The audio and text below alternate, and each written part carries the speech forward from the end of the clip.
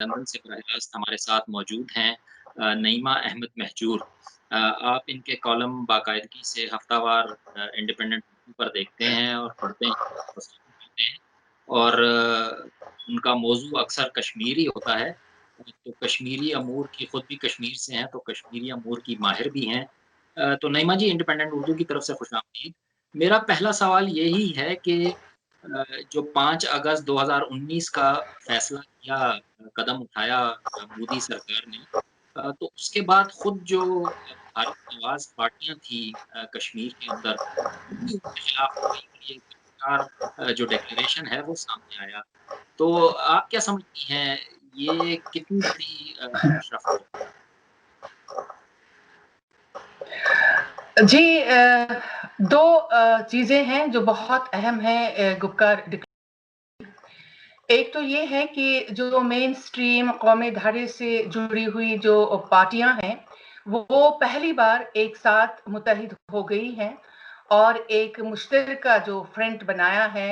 Article 370 के restoration के लिए या 35A आर्टिकल जिसको पिछले साल 5 अगस्त को हटाया गया था, उसको खत्म कर दिया गया था गवर्नमेंट ऑफ इंडिया ने। तो उसके लिए एक मुत्तहिद प्लेटफॉर्म बना है जो पहले सन 47 के बाद कभी नहीं हुआ है। तो ये पहली बार है क्योंकि हमेशा से ये ट्रेंड रहा है गवर्नमेंट ऑफ इंडिया की तरफ से कश्मीर में कि अगर एक main stream party government of India के साथ काफी करीब है तो दूसरी पार्टी अपोजिट रहती थी। तो इस तरह 6 बड़ी पार्टियों का एक साथ आना ये पहली बार है। दूसरी बात ये है कि जो मेन स्ट्रीम पार्टियां हैं उनको बहुत ज्यादा ह्यूमिलिएट किया गया है गवर्नमेंट ऑफ इंडिया की तरफ से और वो वोटरों में जो उनको इतना ज्यादा डिस्क्रेडिट हुआ है तो उसको रेस्टोर करने के लिए भी इन पार्टीज के पास और कोई ऑप्शन नहीं है बजाय ये कि एक तरह ये मुत्तहिद हो जाए और गवर्नमेंट ऑफ इंडिया के साथ जिस तरह से इन्होंने कहा है कि with in the constitution of India कि हमें रेस्टोरेशन ऑफ आर्टिकल 370 चाहिए। तो उससे जरा सी क्योंकि पूरे अवाम में न सही लेकिन इनके जो वोटर्स हैं उनमें जो डिस्क्रेडिट ये हो गए हैं तो उसको बाहर करने के लिए ये बहुत अहम कोशिश है। और अब देखना है कि अगर ये पार्टियां मुत्तहिद रहती हैं हो सकता है कि ये फाइट ये आगे ले जाए, लेकिन अगर इनको ब्रेक करने की कोशिश की गई है तो जो भी रही सही साख होगी इन पार्टीज की तो मेरे ख्याल में उससे भी ये हाथ धो बैठेंगे। जी, नईमा जी ये जो हिंदू कौम परस्त जमातें हैं, बीजेपी, आरएसएस और बजरंग दल के कारकुनों ने इसके खिलाफ एहतजाजी मुज़ाहरे भी किए हैं और उनका इल्ज़ाम है कि ये पाकिस्तान और चीन के इशारों पर तश्कील दिया जाने वाला पीपल्स अलायंस है। इनके षड्यंत्रों को, इनकी साजिशों को किसी कीमत पर हम जम्मू कश्मीर के अंदर लागू नहीं होने देंगे। ये गुपकार एजेंडा, ये गुपकार अलायंस पाकिस्तान और चीन के इशारों पर नाचने वाले कठपुतली नेता हैं।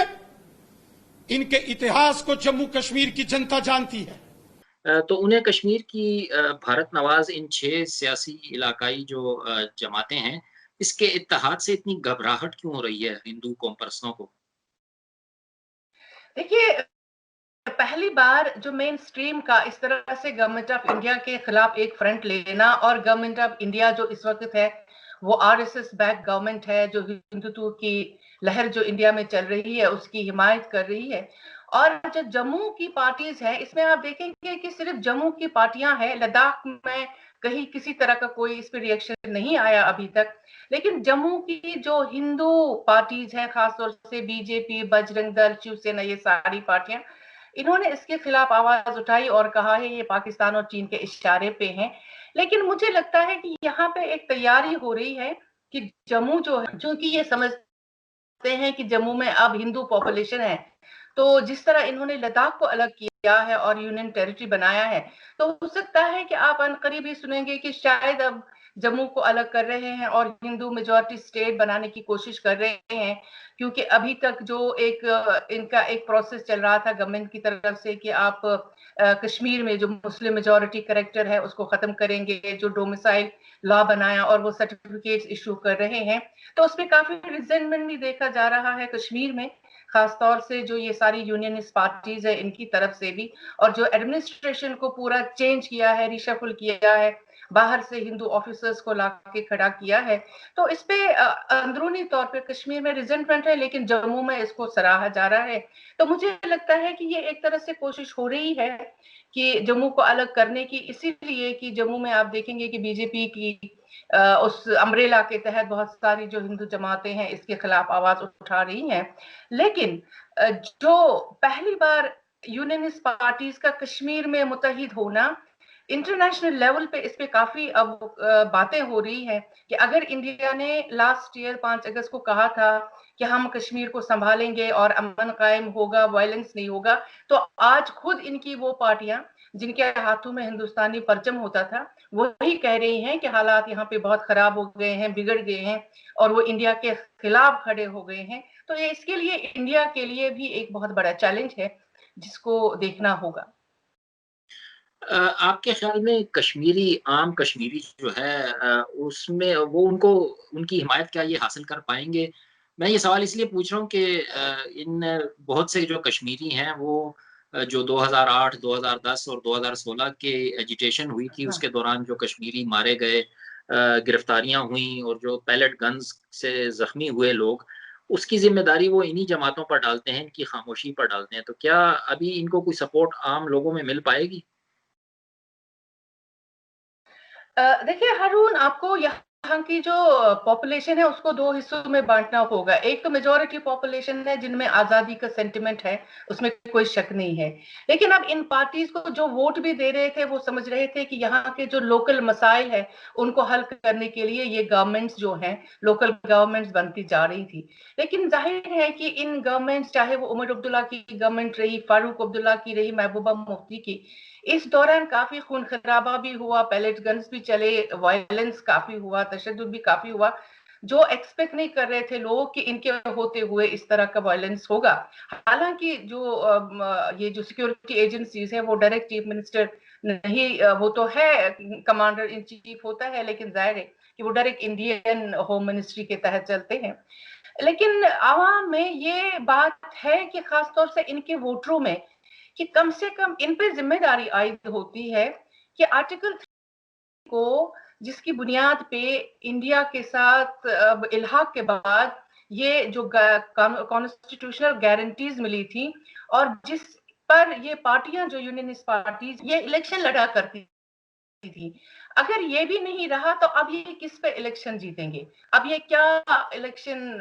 मैनिफेस्टो में लगाएंगे कि हम क्या करेंगे? तो इसीलिए इनके वोटर जो हैं वो बहुत पहले ये एक्सपेक्ट कर रहे थे कि ये पार्टियां बाहर आके इनके लीडर्स इस पे एक खासा हंगामा शुरू करेंगे, एक प्रोटेस्ट शुरू करेंगे। लेकिन ऐसा नहीं हुआ। आपने देखा फारूक अब्दुल्ला को पहले छोड़ा गया, उसके बाद उमर अब्दुल्ला को वो नहीं आए। लेकिन अब जब महबूबा मुफ्ती बाहर आई तो पहले उसने एक पैगाम दिया, जो ऑडियो पैगाम था कि हमारे साथ बैक स्टैबिंग हुई है, डकैती हुई है, हमारे सारे राइट्स छीन लिए गए हैं।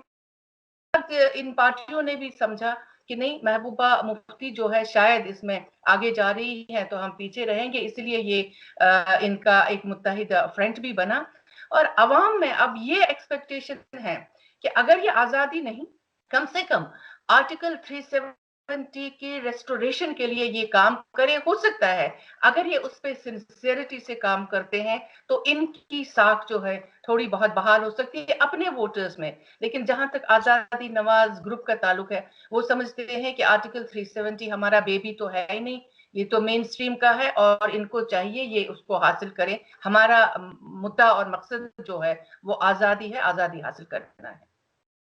आपने आर्टिकल 370 की बात की, तो उसके तहत इस अलायंस ने ये दावा किया है कि वो 5 अगस्त 2019 से पहली वाली पोजीशन के लिए जद्दोजहद करेंगे और मसला कश्मीर के हल की भी कोशिश करेंगे। तो आप क्या समझते हैं कि क्या ये हुर्रियत का क़यादत को साथ मिलाने की भी कोई कोशिश कर सकते हैं? हम देख सकते हैं कि वो भी इसमें शामिल हो जाएँ? मुझे लगता है कि अब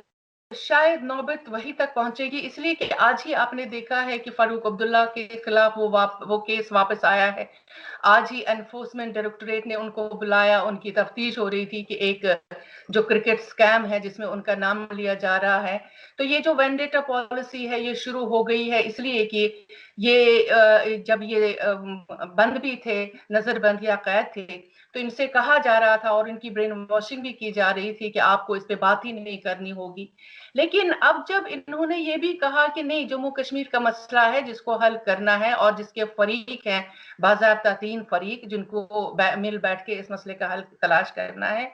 तो सबसे ज्यादा जो गवर्नमेंट ऑफ इंडिया को मसला पैदा हो रहा है वो इंटरनेशनल लेवल पे जो ये कह रहे हैं कि इन्होंने जो एक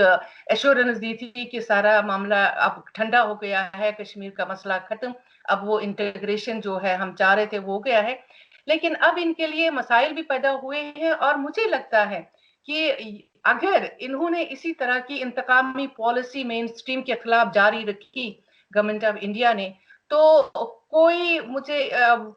वजह नहीं नजर आ रही है कि यूनियनिस्ट और हुर्रियत कॉन्फ्रेंस ये दोनों एक साथ न मिल जाएं, ये मिलेंगे और बाज़ाब्ता एक कश्मीर की तहरीक जो है चलाएंगे, क्योंकि अब इनके पास भी और कोई चारा नहीं है बजाय ये कि इनको आगे आना है और कश्मीर तहरीक को एक डायरेक्शन देना है जिसके लिए इनसे अवाम इनसे इसरार कर रहे हैं। और मुझे लगता है क्योंकि हुर्रियत के लीडर सारे या तो जेलों में बंद हैं या गिलानी साहब बहुत बीमार हैं, अलील हैं, इसलिए अगर ये लीडरशिप मेन स्ट्रीम आगे आती है तो मेरे ख्याल में ये बहुत बड़ा कदम होगा और शायद अपनी साख और क्रेडिबिलिटी बचाने के लिए और जम्मू कश्मीर को बचाने के लिए शायद ये कदम जरूर ले लेंगे।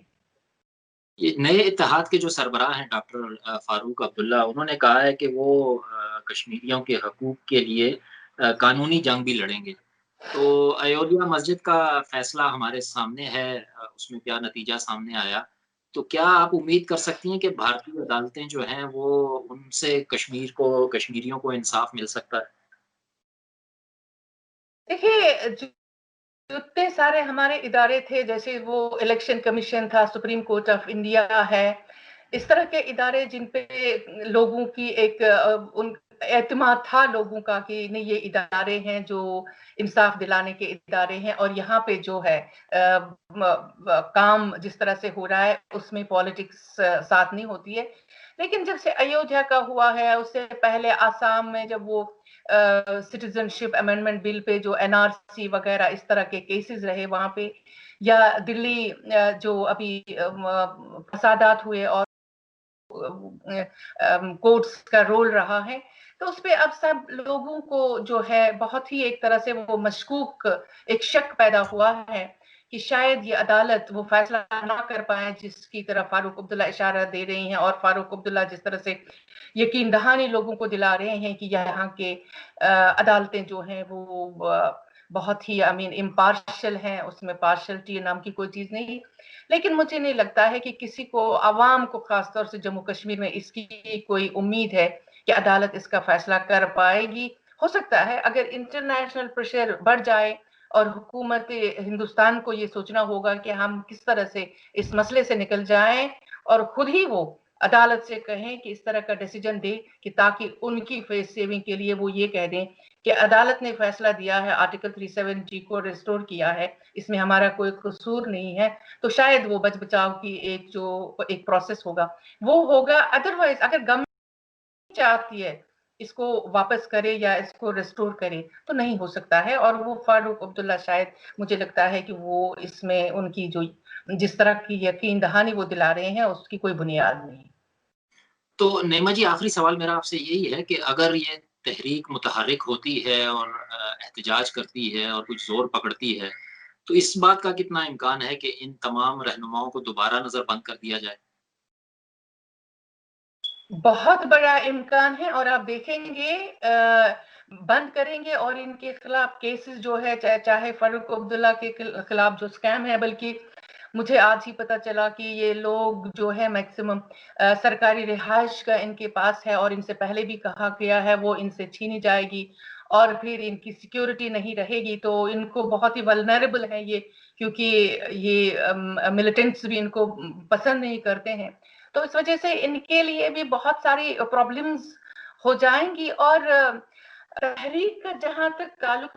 है वो तो वैसे भी चलती है और इनको जिस तरह से हुर्रियत रहनुमाओं को बंद करके रखा है और उनकी बात भी अब नहीं हो रही है, इसी तरह से मुझे लगता है कि इनको भी बंद करेंगे, जेलों में बंद करेंगे और यहाँ से ये अल्टरनेटिव लीडरशिप का जो एक वो सिस्टम शुरू किया गया है और उसको बना रहे हैं और किसी तरह से कोशिश करेंगे कि इलेक्शन करवाएं। लेकिन मुझे नहीं लगता है कि अब आप तब तक जम्मू कश्मीर में अमन देखेंगे जब तक न कि या तो आर्टिकल 370 को उनको रेस्टोर करना होगा या कोई मिरेकल ही होगा कि जो यहाँ के आवाम का गुस्सा जो है उसको ठंडा कर सकता है। नईमा जी, बहुत-बहुत शुक्रिया इतने कॉम्प्लेक्स इश्यू को इतने आसान तरीके से समझाने का।